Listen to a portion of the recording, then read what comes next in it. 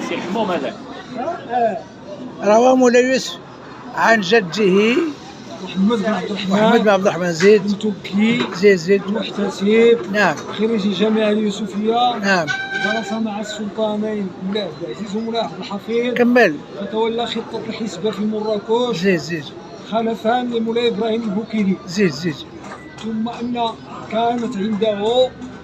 في رياضه ما يسمى بالمحكمة نعم كان يلتئم فيها أو يجتمع فيها مع مجموعة من أمناء الحناطي بما فيهم أولا أمين الخضرة ثم أمين القزبرية ثم أمين السفاجة ثم أمين الأتواب ثم أمين اسمه الصوف أمين الشعار إلى آخره كل الحرف وكيعطيوه الحالة العامة تيسبق بالأول بالجزارة كي دايرين شحال الثمن اللحم البقالة صحاب الزيت كانوا في المارشي ديال باب فتوح وكانوا من قبل كاع قبل ما يكون المارشي كانوا في زنقة في الرحبة القديمة مالين الدقيق كل ما كيدير تيعطيو